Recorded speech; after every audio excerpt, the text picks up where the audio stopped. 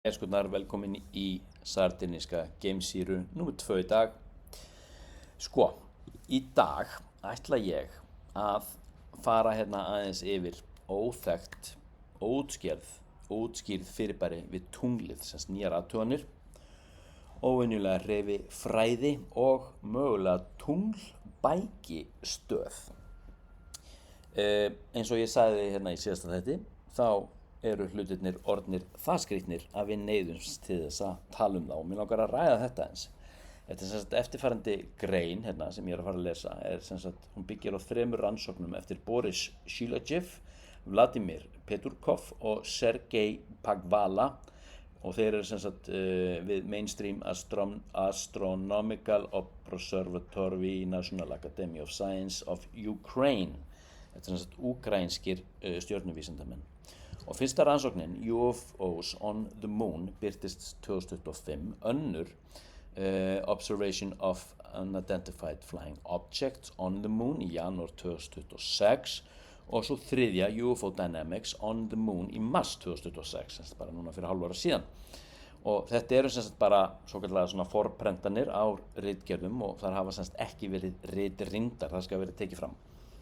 Og þá er þessi staðanvekina, þegar tunglið er allt í einu orðið rannsóknarsvið. Tunglið er sem sagt eitt best rannsakaði hnöttur sólkerfisins. Geimför hafa kort yfirborð tungsins, sýni hafa verið flutt í jarðar og fjöldi gervitungla hefur fylgt því úr sporbaug. Þrátt fyrir það er tunglið enn áhugavert rannsóknarsvið, obviously, meðal annars þegar kemur að óvenjulegum fyrirbærum í nágrenni jarðar. Í nóvember 2025 þá birtu þessi 3 úkraínsku vísindamenn rannsóknarmenn sem þeir lýstu háhraðamyndum af svæðunum nærri tunglinu. Í myndröðunum töldu þessi hafa greint meira en 20 óþekkt fljúgandi fyrirbæri og þau voru flokkuð í 2 hópa, annars vegar atmospheric og hins vegar continental. Fyrir hópurinn virtist halda stöðu sinni miðað við tunglið en svo síðari virtist hreyfast yfir tunglskífunni. Rannsakendurnir nota orðið UFO í hefðbundinni merkingu þess. Það er að segja að fyrirbæri sem hefur ekki verið skilgreint. Hugtakið segir því ekki sjálfum sér hvað fyrirbærin eru eða hvaðan þau koma. Það sem gerir rannsóknina áhugaverða er hins vegar þær stærðir og hraðar sem að höfundarnir sem sagt hafa reiknað út á þessum tilteknum hlutum. Og ef við tökum hérna háhraða myndatökuna, og þetta eru sem sagt athuganir voru gerðar með Intense Alter M603 sjónauka sem er búinn ASI 294 Pro myndavél. Í seinni rannsókninni kemur fram að tunglið hafi verið fylgst með í myndbandsstillingu frá Vinarijaka í Kiev héraði 7. september 2025 og háhraðamyndataka gerir kleift að skoða breytingar sem kunna að vera ósýnilegar á hefðbundnum stjörnufræði myndum. Í stað einnar kyrrstæðar ljósmyndar fæst röð mynda sem hægt er að fylgjast með hreyfingu, birtu og lögun fyrirbæra frá einu augnabliki til annars. Og samkvæmt rannsókninni voru mörg þessara fyrirbæra mjög lítil á myndunum. Þrátt fyrir það segjast höfundarnir hafa getað mælt breytingar á birtu þeirra og hreyfingu. Þeir greina meðal annars reglubundnar birtu sveiflur á tíðni upp á nokkur hertz. Í sumum tilfellum virðast fyrirbærin einnig breyta birtu sinni á svipaðan hátt og á sama tíma. Og þetta er samt frá nokkrum pixlum til 20 kílómetra. Og ein athyglisverðasta niðurstaðan snýr að stærð þessara fyrirbæra. Og í fyrstu rannsókninni er stærð svokallaðra continental fyrirbæra metin og haldið ykkur fast, 40 kílómetra og hraðið þeirra það bil 20 kílómetrar per sekundu. Og miðað við þær forsendurnar sem rannsóknin notar. Þetta er náttúrulega alveg svakaleg stærð og mikið hraði. Í janúarrannsókninni eru niðurstöður settar fram með nokkru öðru sniði. Þar er stærð fyrirbæranna sögð vera á milli 14 til 36 km og hraðinn til 6 til 11 km á sekundu. Í marsrannsókninni eru síðan birtar frekari greiningar á disk og hringlaga fyrirbærum. Þetta snýst líka það hvernig þetta er í laginu. Þar er þvermál disklaga fyrirbæra áætlað 25 til 40 km og hringlaga fyrirbæri 36 km að stærð. Þetta er óvenjulegar tölur. Til samanburðar væri 36 km mannvirki ekki sambærilegt við venjulegt geimfar, heldur gríðarlega stóra geimbyggingu. Og hér skiptir samt sem áður máli að skoða hvernig stærðin er reiknuð út og þá komum við að fjarlægð og það sem er lykilbreytan. Hornstærð hlutar og mynd segir ekki ein og sér hversu stór hann er í raun. Til að breyta merki í raunverulega stærð þarf einnig að vita fjarlægðina. Lítill hlutur sem er nálægt sjónaukanum getur til dæmis haft sömu sýnilegu stærð og mun stærri hlutur sem er lengri burtu. Það segir sig sjálft. Þess vegna skiptir forsendum fjarlægðar fyrirbæranna miklu máli. Ef þau eru í raun nálægt tunglinu verða stærð og hraðaútreikningarnir allt aðrir en ef þeir eru innan lofthjúps jarðar og nálægt sporbauðum jörðu. Og fjarlægðarmælingin er sem sagt því ein mikilvægasta spurningin sem rannsóknirnar vekja. Og hvað var það hreyfingu yfir tunglskífuna, þá sem sagt greina höfundurnir nokkuð fyrirbæri sem virtist fara yfir tunglskífuna eins og ég sagði. Ef þau eru í tunglfjarlægð getur lítil hoddfærsla á myndinni samsvarað mikilli raunverulegri færslu. Þetta er ástæðan fyrir því að útreikningar rannsakendanna gefa hraða sem mælist í mörgum kílómetrum per sekundu. Þetta er mjög skeikult. Í fyrstu rannsókninni er hraðin eins og ég sagði 20 km per sekunda, í annarri rannsókninni 6 til 11 og í masterrannsókninni 11 km per sekunda. Og það er sem sagt notað sem hámark fyrir tiltekið hringlaga fyrirbæri. Ef þessar tölur eiga við hlut í tunglfjarlægð væri mjög hraða hreyfingu að ræða, mjög svo.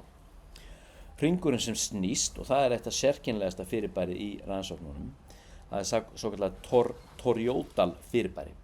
Þetta er hlutur sem virðist hafa hring eða dekklaga lögun.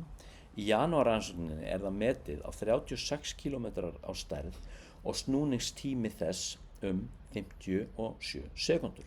Út af þessum gildum reikna höfundarnir miðflotta hröðun upp á 461 centimeter per rúmsekúnda, myndi ég halda þetta sé, sem samsvarar helmingi þyngdarhröðunar við yfirborði jarðar. Í massrannsókninni er hugmynd þróuð áfram, það er snúningstími sagður hafa 180 sekúndur og miðflotta hröðunin metin allt á 2200 cm per rúmsekúndu. Ég heldur reyndar að þetta sé ekki rúmsekúnda, hérna, byrju, ég er með, hvar var ég með þetta hérna? Ég var búinn að greina þetta eitthvað. Þetta er eitthvað mælieining sem ég þekki ekki, en ok, ég held áfram. Munurinn á þessum niðurstöðum sýnir einnig að útreikningarnir eru ennþá í þróun. Ok, fæn. Hugmyndin sjálf er ekki þekkt úr geimverkfræði. Snúandi geimstöð gæti í grunnatriðum skapað gervi þyngd, eins og maður sá til dæmis í Odyssey, eða heitir hún ekki, Space Odyssey 2001. Eins og maður sá í, já, eins og maður sér í mörgum af þessum geimmyndum, þá myndaði sem sagt þetta snúningsafl til þess að framkalla gervi þyngdarafl. Einmitt, dullibab, hvar var ég? Já, hugmyndin sjálf er semst, hún er þekkt úr geimverkfræði. Snúandi geimstöð gæti í grundvallaratriðum skapa gervi þyngd með miðflottar áhrifum. Ef stórt hringlaga mannvirki væri á ferð tunglið gæti snúningur þess verið áhugaverður eiginleiki til frekari rannsóknar. Og svo birtan sem mælitæki. Rannsakendurnir skoða ekki aðeins lögun og hreyfingu fyrirbæranna heldur einnig birtu þeirra. Í rannsóknunum kemur fram að birtan geti sveiflast með tíðni upp á nokkur hertz. Í janúarrannsókninni er amplitúd sveiflanna gefin 2% en í marsrannsókninni er rætt að alltaf 1% breytingar hjá disklaga fyrirbærum. Slíka mælingar geta verið áhugaverðar vegna þess að reglubundin birtu sveifla getur í ákveðnum tilfellum tengst snúningi eða lögun hlutar. Það er einnig ástæða fyrir því að Fourier-greiningin kemur til sögu í fyrstu rannsókninni. Með henni er hægt að leita að endurteknum tíðnum í ljósmælingum. Í einföldu máli er Fourier-greiningin aðferð til að brjóta flókimerki niður í einfaldar sveiflur og sjá hvaða tíðnir standa upp úr eða eru mest áberandi. Og hugmyndin camouflage eða felulit. Fyrstu rannsóknirnar leggja einnig áherslu á að fyrirbærin séu erfið að greina vegna þess að þau séu lítið frábrugðin tunglinu sjálfu hvað varðar lit og birtu. Höfundarnir túlka orðið camouflaged og halda því fram að fyrirbærin geti því blandast inn í tunglskífuna og eru ekki mjög sýnileg. Þessi túlkun leiðir til stærri spurninga. Gætu óþekkt fyrirbæri hafa verið til staðar í sjónarsviði fyrri athugana án þess að hafa verið greind vegna þess að þau líktust bakgrunninum of mikið. Ef sú hugmynd reynist rétt getur fjöldi fyrirbæra verið mun meiri en myndirnar gefa til kynna. Og frá athugun tilgátu tunglbakastöð í mars 2026 gengur rannsóknarhópurinn lengra en í fyrstu greinunum. Það beinlínis sett fram svo tilgáta að tunglið geti þjónað sem bækistöð fyrir þessi fyrirbæri, sem sagt UFOs. Höfundarnir tengja einnig athuguna sína við UAP fyrirbæri nálægt jörðinni og halda því fram að möguleg tengsl geti verið milli fyrirbæranna við tunglið og þeirra fyrirbæra sem hafa sést við jörðu. Í sumur rannsóknir gengi enn lengra og rætt mögulega technologically advanced civilization. Boom.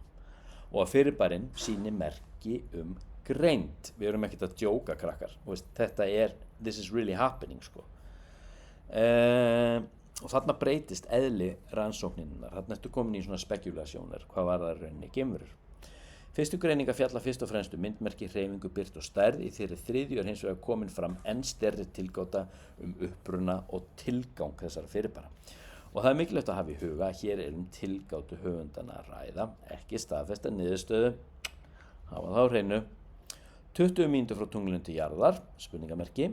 Ein af athyglisverðari útreikningum Mars rannsóknarinnar snýr að fjarlægð milli jarðar og tungls. Ef hlutur ferðast á þeim hraða sem höfundarnir reikna með gæti ferð, sem þessar fyrirbæra, gæti ferð frá tunglinu til jarðar tekið 20 mínútur.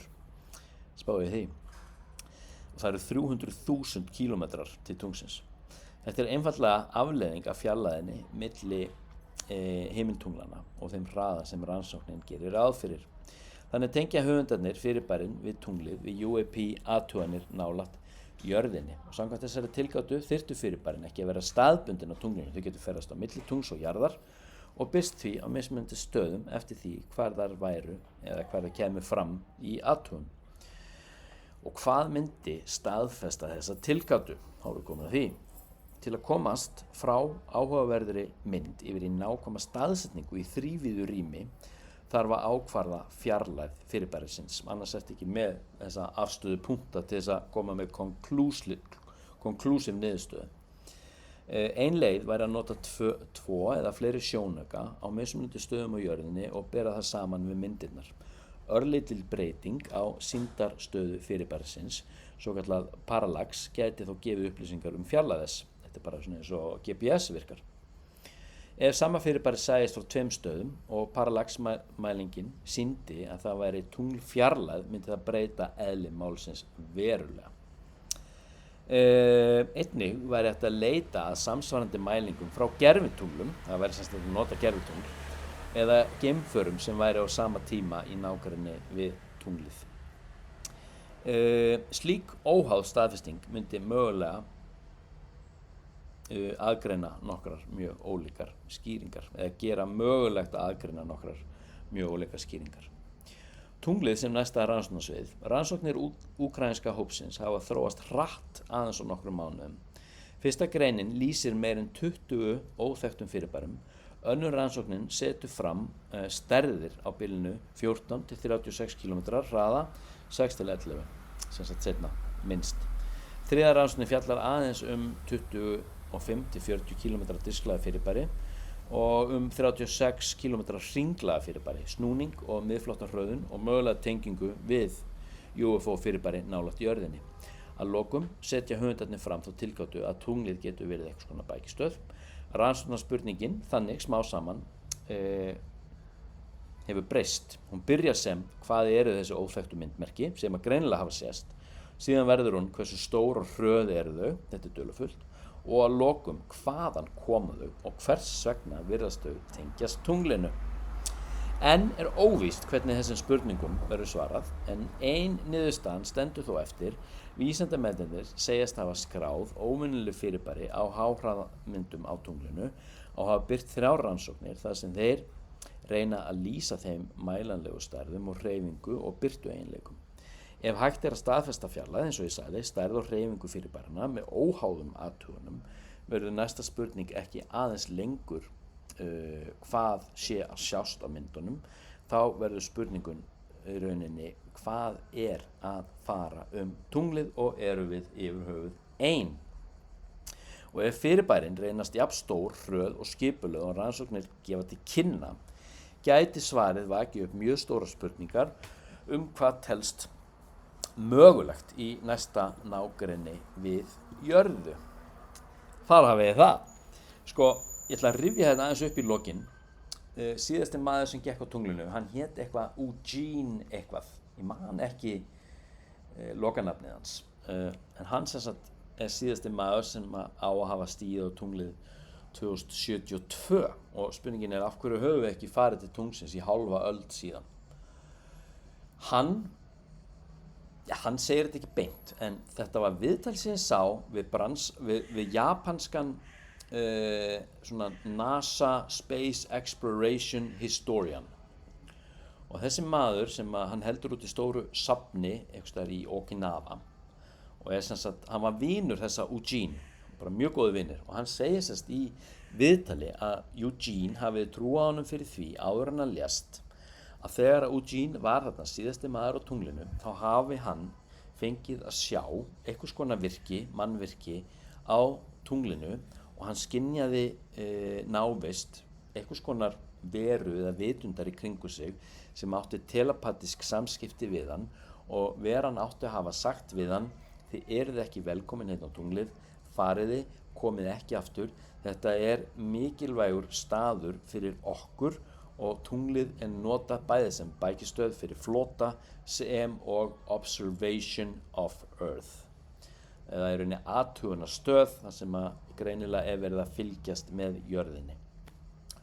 Og þessi japanski historian segir sem sagt að Eugene hafi sagt við sig að Eugene kemur tilbaka til Houston með þessar upplýsingar og þennan vitnisburð og sem sagt og síðan 1972 hefur ekki maður stigið á tunglið af þessari einföldu ástæðu. Spáið í því. Og svo erum við núna 2026 nýbúin að upplifa að Elon nokkuð Musk nýbúin að gunna hérna einhverju eldflauga brakrestum upp á 10 tonna á eitthvað 60.000 km hraða á klukkstund, bara gunnaði því á tunglið just for the fun of it. Þannig að eitthvað skrítið núna í bland við tunglið, skal ég segja ykkur. Herru skotnar, þetta búið að vera nóg til langt. Þetta var fræðilegt, vonandi hafið haft áhuga á þessu. Þið þarna 3 sem ennþá verið að hlusta. UFO 202 bókin sem sagt að koma út og þið getið forpanta hjá mér áritað eintak. Ég einnig með UFO 101, þið getið líka panta það. Stök bók 7.000, báðar 2 eru 12. Það eina sem þið þurfa að gera að senda mér skilaboð, engaskilaboð, og ég sendi ykkur ítarlegar leiðbeiningar hvernig þetta fer allt fram. Þykir vænt ykkur, geimsýrans kveður frá Sardiníu. Namaste.